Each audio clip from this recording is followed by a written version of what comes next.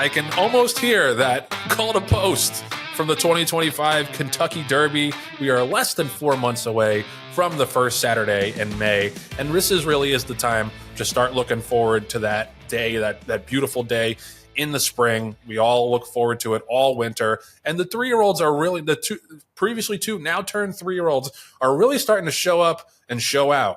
And obviously, there's going to be a couple that are on the sidelines. They're going to come back, in February and March. I think of Citizen Bull, who's going to be the 2-year-old champion. But there's a lot of horses who have run well in like the last couple of weeks, the last month or two, that I think are going to make some noise. And the other horses who were sitting on the sidelines better get up to speed quickly because, especially over the weekend, we had 2 on Saturday, 2 Bob Baffert trainees that were one more impressive than the next.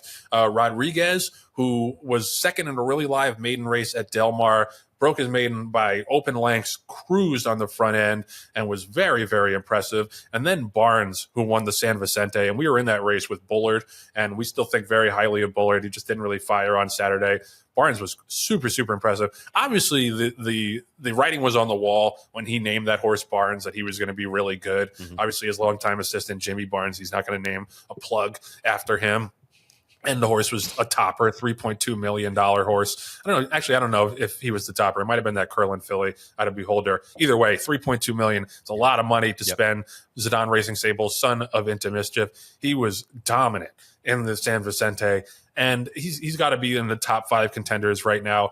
But not to be a homer, you look at the TDN's top 12, Derby dozen, here in the first week of 2025, Sandman is sitting at number 2. He's pointed for right now the Southwest Stakes on January 25th. So he's doing great. So everybody keep your fingers crossed, knock on all the wood you have, because he could be really nice. And he had that big step forward last time in the allowance win.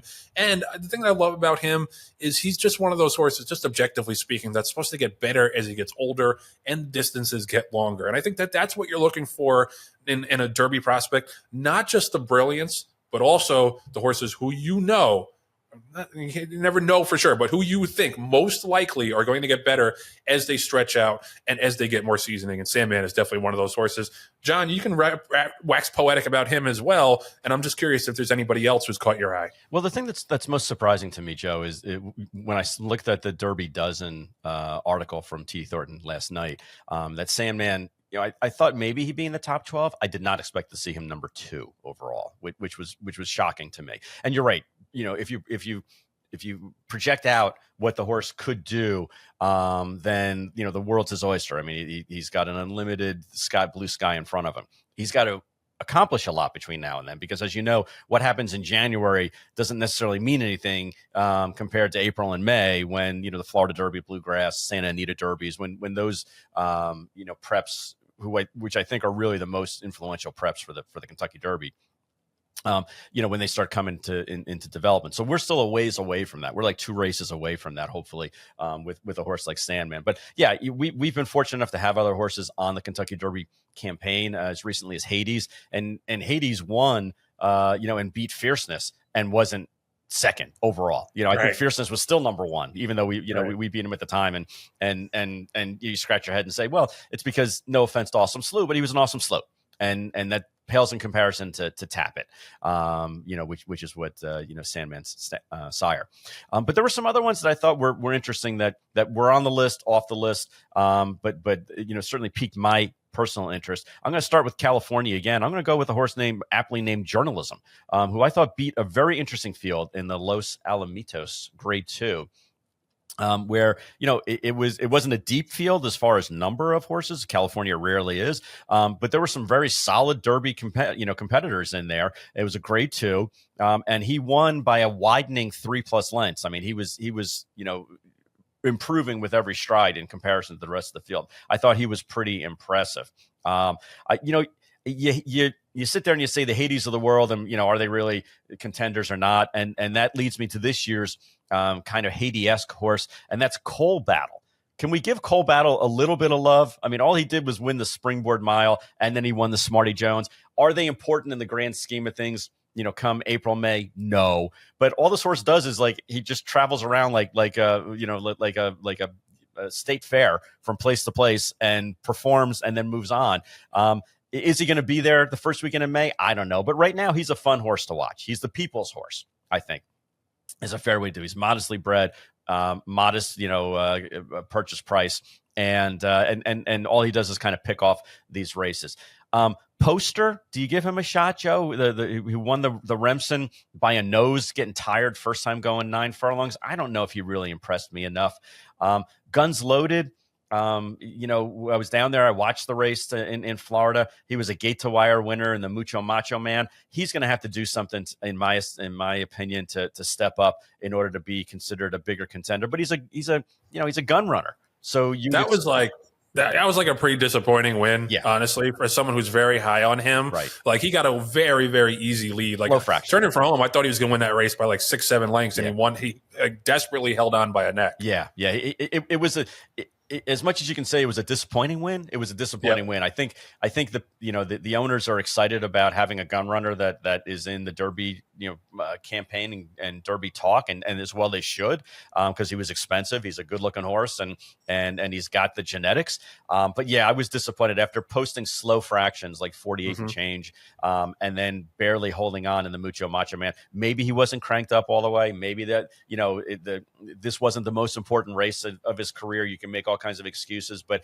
he's going to have to take the next step up, like a Poster and like a Built, also who won the gun runner race for Eclipse Thoroughbred. I think there's some horses that need to continue to improve. But Joe, our horse is in the same boat as far as I'm concerned. I mean, Sandman has to continue to take that next step forward, as a lot of these horses do, in order to keep up with some of these California imports. Well, what's so great about, and we talked about this, like how strong of a crop it looks like. It's very early, obviously, but how strong of a crop it looks like. You named like 4 or 5 horses, and you didn't even name any of the horses that I was going to talk about. How about East Avenue? Yeah. East Avenue, who was dominant in his first 2 starts, crushed in the Claiborne Breeders' Futurity, and then was just completely eliminated at the start of the Juvenile. Yep. He's got to be considered a major contender once he comes back. Jonathan's Way, who I thought was an unbelievably impressive horse over the summer and the fall. Yep. He was disappointing in the Juvenile, but I wouldn't write him off completely. Yep. Keep It Easy is another one that West Point has a piece of that I think is really interesting. He's got to stretch out. He's only run 6.5 furlongs so far, but he was really dominant last time we saw him. He's by Hard Spun out of an English Channel mare, so you got to think he's going to stretch out, and I think he might be turf down the line as well. Right. As I mentioned, Bullard, we're not writing him off, even though he was third on Saturday. I think he wants to go 2 turns. This is Chancellor McPatrick. We didn't even talk about Chancellor McPatrick. Chancellor McPatrick, like multiple Grade 1 winner. That's like, by the way, Sovereignty, who we lost to with Sandman in the Street Sense. It's crazy impressive winning that day for Godolphin. He's another one. And then Godolphin also has First Resort, who cruised in the Kentucky Jockey Club. Like there is so many ways to go. Owen Almighty? Owen Almighty? Did we mention him? Yeah, that's another one. Yeah. This is like, I'm not usually an advocate of betting future wagers because there's so many things have to happen just for the horse to get to the gate. But I think that if you're going to do it, this is the year to do it, just because the depth of the class is such that I think you will get relative value on a couple of these horses if you really like them. But this is it really makes the prep schedule so much more enticing when you know these horses. Know and you're familiar with how talented they are, and I can't wait for the Southwest in a couple of weeks. Like I can't wait for the Lecomte this weekend at Fairgrounds. It really is an early days, but really looks like a standout class of 3-year-olds on the back of a really good class of 3-year-olds last year. Yeah. Yep. No, it's going to be exciting. It's going to be, interesting to watch how these races develop. I know, in previous years, we've had a draft and tried to figure out, which horses would be good. I think if we had a draft right now, there could be a pool of 30 or so horses to choose from, for the two of us to choose from at this stage of the game. It's so that it's not even so much that's early. It's that there's so many talented horses that haven't had to go head to head yet, and battle each other yet to see exactly who will reign supreme. And Joe, I'll guarantee you that we'll go back and look at the show in April, and we'll be like, oh yeah, we didn't even mention blah blah blah and blah blah blah blah blah, because there are going to be horses that are going to break their maiden in February and show up in one of these big races, whether it's the Bluegrass or Florida Derby, San Antonio, what have you. And we're going to go, oh my God, that horse didn't even win as a 2-year-old. And it's not even on anyone's radar yet. So it's an exciting, it gets me excited. Not only that because we have a horse, you guys have a couple, of potential lottery tickets that you can cash in this Derby campaign. But this year, more so than any other, I think it makes it so it's completely wide open with a lot of good horses, not a lot of average horses, a lot of good horses that are just like one big race away from going, oh yeah, that definitely is the horse to watch.